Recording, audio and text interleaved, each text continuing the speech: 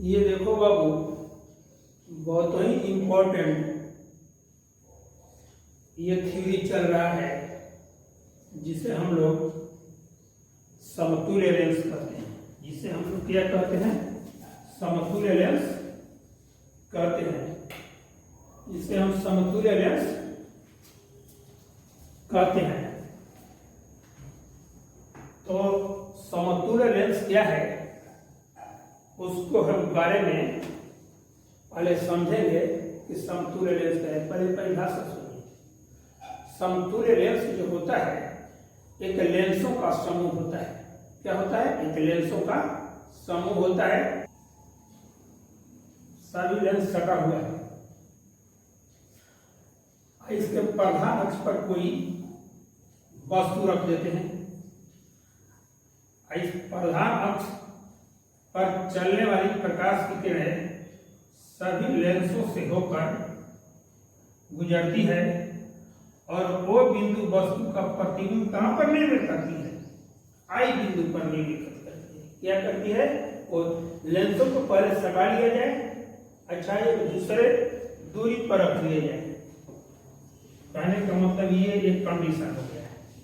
एक कंडीशन ये हो गया, बहुत से लेंस, इसमें हम दो ही लेंस रखें, जगह की कमी है। हम क्या करते हैं? बहुत से लेंसों को एक साथ जोड़ देते हैं और जोड़ने के बाद उसका दो चीज ज्ञात करते हैं। जितनी दूरी पर वस्तु है और उतनी ही, और उस दूरी पर प्रतिबिंब का मान ज्ञात कर लेते हैं। कहने का मतलब कि लेंसों के समूह का समतुल्य लेंस वह अकेला लेंस है जो किसी वस्तु का प्रतिबिंब उसी स्थान पर उतने ही आवर्धन का निर्मित करता है जितना कि लेंसों का समूह करता है। ये पहले फिर सुन लो। समतुल्य लेंस लेंसों के समूह का वह अकेला लेंस है जो किसी वस्तु का प्रतिबिंब उसी स्थान पर उतने ही विशाल अर्थात आवर्धन का निर्मित करता है जितने का लेंसों का समूह करता है। क्या करता है? जितना कि लेंसों का समूह करता है। कहने का मतलब होगा कि बहुत से लेंसों के बदले में जो एक लेंस का प्रयोग किया था उस लेंस को हम क्या कहते हैं? समतुल्य लेंस कहते हैं। इसका मतलब ये होगा कि अगर हम इस सभी लेंसों को हटाकर एक ऐसा लेंस रख देते हैं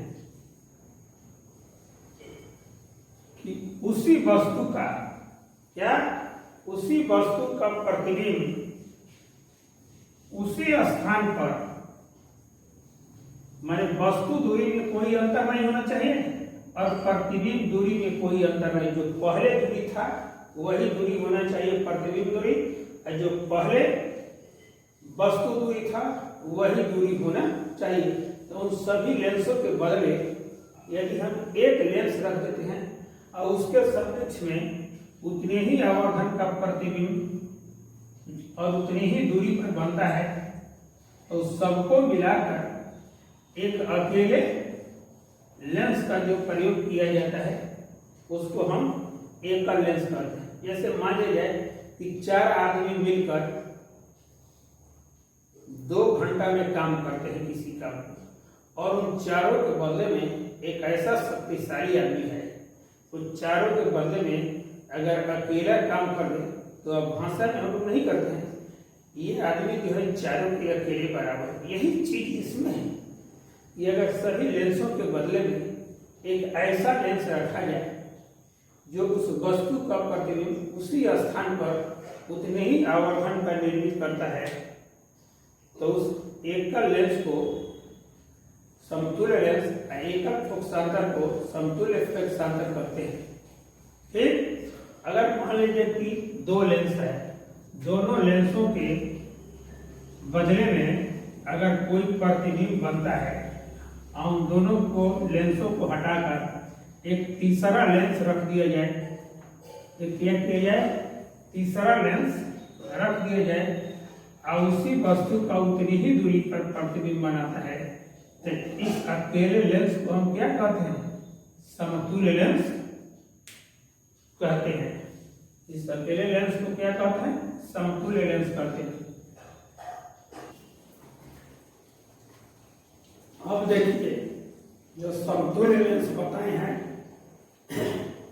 उसी समतुल्य लेंस पर दो सवाल, इस पर दो तरह के क्वेश्चन आते हैं। पहला क्वेश्चन होगा, जब दो लेंस एक दूसरे से सटे होंगे और जब दो लेंस एक दूसरे से कुछ दूरी पर अलग होंगे, तो हम अभी क्या पढ़ रहे हैं? जब दो लेंस एक दूसरे के संपर्क में हो अर्थात सटे हुए। ये भी जाकर बोर्ड में देख लीजिएगा, परीक्षा में आया हुआ है, क्वेश्चन आता है। तो ये बोर्ड क्वेश्चन के लिए बहुत इंपॉर्टेंट सवाल है। तो करा इसका टॉपिक संपर्क में रखें। संपर्क का मतलब होता है सटाई। संपर्क में रखे दो लेंसों की समतुल्य फोकस दूरी का व्यंजक ज्ञात करना है। Expression for the equivalent focal length of to lenses in contact. जब दो लेंस एक दूसरे के संपर्क में हो तो उनकी समतुल्य फोकस दूरी का व्यंजक निकालना है। तो इसमें सवाल कैसे पूछता है? समतुल्य लेंस से क्या समझते हैं? जाकर देख लीजिएगा, हम तो पढ़ा चुके हैं उससे। समतुल्य लेंस की फोकस दूरी का व्यंजक ज्ञात करें। जब दो लेंस एक दूसरे के संपर्क में है, देखिए इसमें भी देखिए, जब दो लेंस लिया जाता है तो दोनों लेंस क्या होते हैं? बहुत पतले होते हैं। क्या होते हैं? बहुत पतले मान लेते हैं, लेकिन फिगर में बहुत पतले नहीं होंगे। तो व्यवहार में जब किया जाता है तो पतले किया जाता है, मैथमेटिकल थ्योरी के लिए थोड़ा सा मोटा है। देखिए L1 तथा L2 दो उत्तल लेंस है जिनकी फोकस दूरियां F1 तथा F2 है और उनके प्रकाशीय केंद्र O1 तथा O2 है। देखिए मान लिया कि L1 तथा L2 दो पतले उत्तल लेंस है जिनके प्रकाशीय केंद्र O1 तथा O2 है और इनके फोकस दूरियां F1 तथा F2 है। अब इसका फिगर को समझिए। L1 तथा L2 तो है और दोनों लेंस क्या है? एक दूसरे से संपर्क में सटे हुए हैं। इसके प्रधान अक्ष पर O कोई बिंदु वस्तु है। O बिंदु से चलने वाली प्रकाश की किरण OA L1 लेंस के A बिंदु पर आपतित होती है। जब लेंस से कोई किरण पास करती है तो क्या हो जाती है? उसका अपवर्तन होता है। कहने का मतलब L1 लेंस से इसका अपवर्तन AB दिशा में होता है। क्या होता है? AB दिशा में। AB दिशा में होने के बाद ये L2 लेंस पर पहुंचती है। क्या है? L2 लेंस के B बिंदु पर पहुंचती है। OA किरण का अपवर्तन किस डायरेक्शन में है? AB दिशा में। अपवर्तन का मतलब होता है जैसे ही दूसरे माध्यम में किरण जाएगी तब टेढ़ा हो जाएगी। देखिए तो OA सीधा। कहने का मतलब अगर L1 लेंस नहीं होता तो प्रकाश की किरण कैसे जाती? O से और सीधे निकल जाती। लेकिन ऐसा होता नहीं है, क्योंकि L1 लेंस उसको क्या करती है? रास्ते से मोड़ देती है।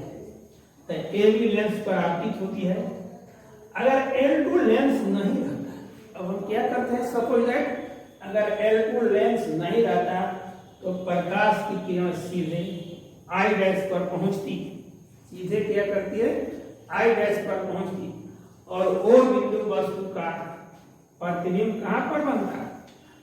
I डैश पर बनता। कब? जब L2 लेंस अनुपस्थित रहता तब। लेकिन ऐसा तो होता नहीं है। ऐसा इसलिए नहीं रहता है कि L2 लेंस भी क्या करती है? उसको कुछ मोड़ देती है। क्या करती है? देखिए ये L2 लेंस उसको BI दिशा में अपवर्तित करके O बिंदु वस्तु का प्रतिबिंब फाइनल कहां बनाती है? I बिंदु पर बनाती है। तो आई डैश पर कब बनता है? जब L2 लेंस नहीं रहता तब। अब एक बात और है, L1 लेंस के लिए वस्तु दूरी ये है और प्रतिबिंब दूरी ये है, और L2 लेंस के लिए क्या होता है? L2 लेंस के लिए वस्तु दूरी यहां से यहां हो जाएगी OI। कहने का मतलब आई डैश L2 लेंस के लिए वर्चुअल ऑब्जेक्ट का काम करता है। कहने का मतलब आभासी वस्तु का काम करता है। और आई डैश का प्रतिबिंब कहां पर बनता है? आई बिंदु पर निर्मित करता है। अब देखिए थोड़ा सा, मान लिया कि L1 तथा L2 दो पतले उत्तल लेंस है जिनके प्रकाशीय केंद्र O1 तथा O2 है और इनकी फोकल दूरियां क्रमशः F1 तथा F2 है। O बिंदु वस्तु से चलने वाली प्रकाश किरण प्रथम लेंस L1 के O बिंदु पर आपतित होती है तथा उसका अपवर्तन AB दिशा में होने के कारण O बिंदु का प्रतिबिंब I डैश पर बनता है। बनता जब L2 लेंस नहीं रहता तब पहले हम किसके लिए लेंस की गणना करें? L1 lens. L1 लेंस के लिए वस्तु दूरी देखो O और O1 O बराबर कितना हो गया? ये हो गया। तथा प्रतिबिंब दूरी कितना हो गया? O1 I डैश बराबर कितना हो गया? V। तथा फोकल दूरी कितना हो गया? F1 हो गया। तो लेंस सूत्र से क्या होता है? 1/f बराबर 1/v माइनस 1/u। तो f के जगह पर कितना आ जाएगा? F1 बराबर 1/v डैश माइनस 1/u। यहाँ से मान हम रख देंगे तो हमारा काम हो जाएगा। अब देखिए, अब किस पर हम काम करेंगे? L2 लेंस के लिए। L2 लेंस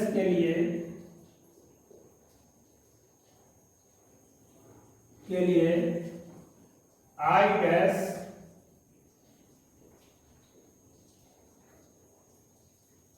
आभासी वस्तु का काम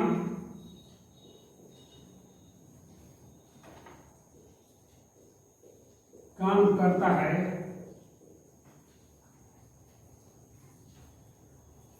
तथा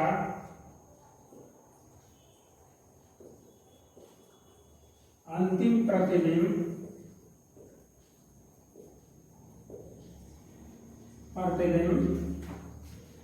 I बिंदु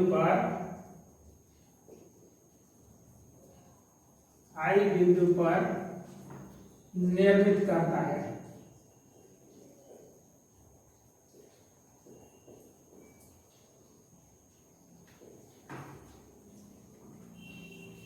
चूंकि L1 तथा L2 लेंस बहुत ही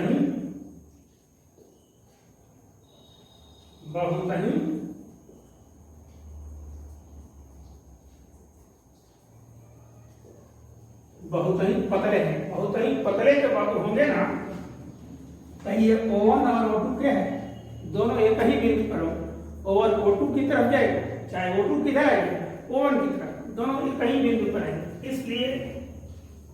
इसलिए O1 टेंड्स टू O2 या O2 टेंड्स टू O1 होंगे।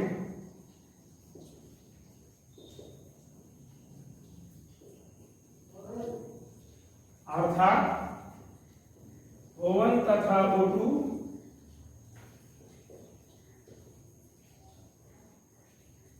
एक ही बिंदु पर होंगे। इसलिए L2 लेंस के लिए हम गणना करेंगे। वस्तु दूरी देखिए, वस्तु दूरी O2 I डैश बराबर O1 I डैश हो जाए। कहने का मतलब दूरी तो इसको यहां से लिया गया, इस लेंस के लिए यहां से वस्तु दूरी होगा, लेकिन दोनों एक दूसरे से सटे हुए हैं। तब कहने का मतलब O2 I डैश बराबर O1 I डैश, इसलिए होगा कि O1 की जगह पर O2 का व्यवहार किया जा सकता है, या O2 की जगह पर किसका व्यवहार किया जा सकता है, O1 का व्यवहार किया जा सकता है। प्रतिबिंब दूरी देखिए,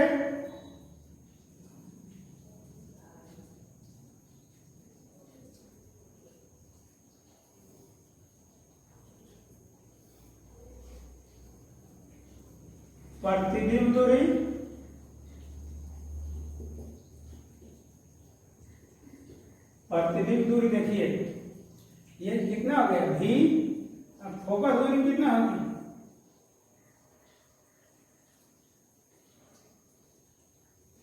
फोकस दूरी कितना हो गया F2, क्योंकि लेंस सूत्र कितना होता है, लेंस सूत्र 1/f बराबर 1/v माइनस 1/e, इसलिए 1/f2 हो जाएगा। अब v के जगह पर कितना हो जाएगा, v तो ही है, अब वस्तु दूरी कितना हो गया 1/, ये समीकरण कितना हो गया, ये समीकरण कितना हो गया 2 हो गया। अब क्या करते हैं, समीकरण 1 और 2 को जोड़ देते हैं, क्या करते हैं, समीकरण 1 और 2 को जोड़ देते हैं।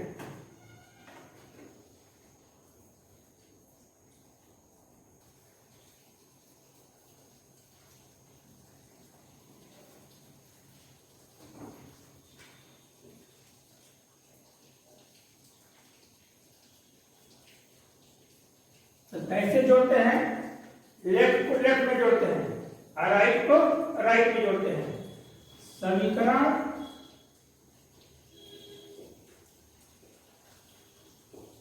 एक तथा 2 को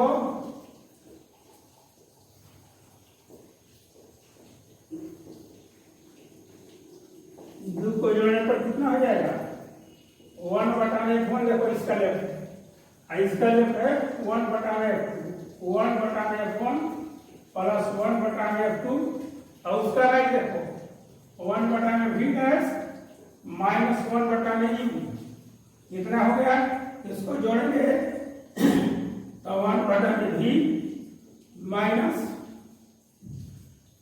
1/v डैश, ये है 1/v डैश माइनस कितना हो गया 1/e, ये 1/v डैश और 1/,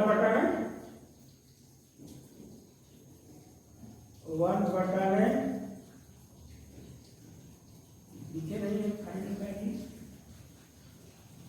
1/v डैश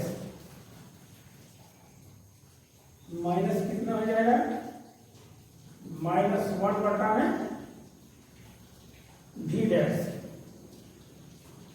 यहां पर इसका जगह पर कितना है v डैश, तो ये कट जाएगा तो कितना हो जाएगा 1/v माइनस v डैश,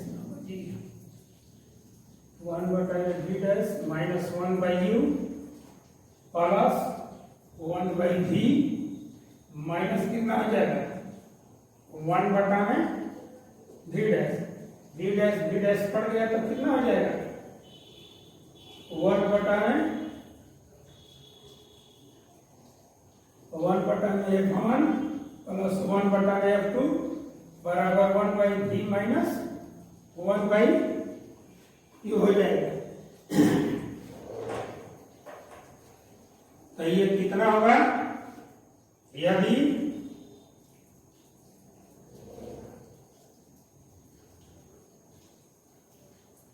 समतुल्य लेंस की फोकस दूरी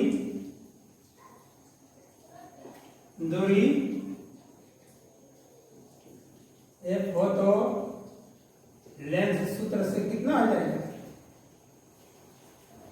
लेंस सूत्र से 1/f बराबर 1/v माइनस 1/u, ये समीकरण 3 हो गया और ये समीकरण 4 हो गया। समीकरण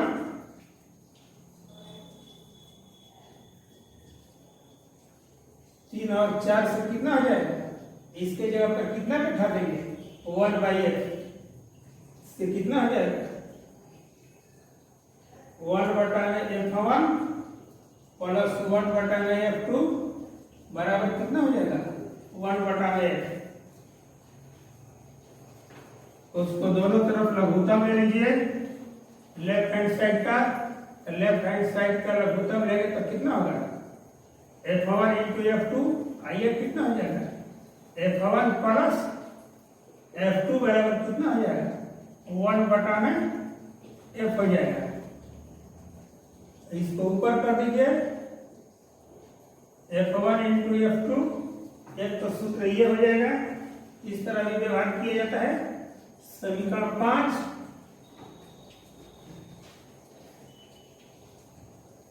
इसको ऊपर कर देंगे और नीचे कितना हो जाएगा f1 प्लस f2, और सीधा लिख दीजिए, इसलिए f बराबर कितना हो जाएगा f1 इंटू f2 बटा में f1 प्लस f2। समीकरण कितना हो गया 6। समीकरण 5 तथा 6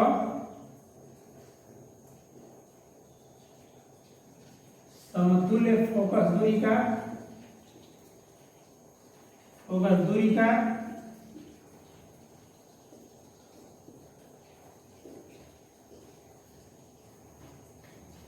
दूरी का व्यंजक है। लेंस की क्षमता निकालिए, क्या निकालिए लेंस की क्षमता, पावर ऑफ लेंस, समतुल्य लेंस के लिए, समतुल्य lens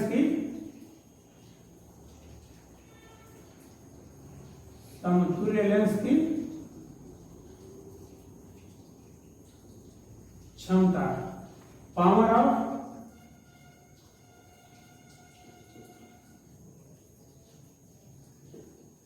equivalent lens, equivalent lens. समीकरण किस तरह है, समीकरण 5 से,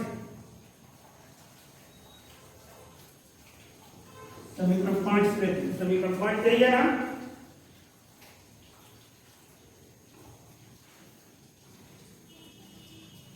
वन बटा में f1 प्लस 1 बटा में f2 बराबर 1 बटा में, सूत्र क्या जानकारी है P बराबर 1/f, इसलिए आपका f1 के जगह पर कितना हो जाएगा P1 प्लस P2 बराबर कितना हो जाएगा P हो जाएगा। P बराबर कितना होता है P1 प्लस P2, समतुल्य लेंस की फोकस दूरी P बराबर P1 प्लस P2। आराम से इसको पहले आप लोग देख लीजिए। ये क्वेश्चन जो है समाप्त हुआ। ये बहुत आसान क्वेश्चन में आता है और आपको एक टॉपिक बच गया इस पाठ में। इस पाठ में क्या एक टॉपिक बचा हुआ है, समतुल्य लेंस की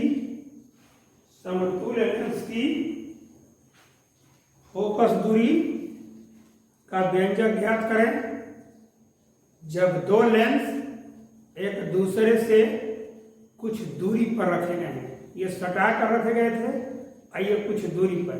जब ये बात कहा जाता है तो घर पर आपको क्या करना चाहिए कि जो अगले लेक्चर में आएगा, समतुल्य लेंस की फोकस दूरी ज्ञात करें जब दो लेंस एक दूसरे से कुछ दूरी पर हो। अभी क्या चला है जब दो लेंस एक दूसरे के संपर्क में। इस तरह अभी पढ़ाएं, अभी कल क्या पढ़ाया जाएगा, ये पढ़ाया जाएगा कुछ दूरी पर।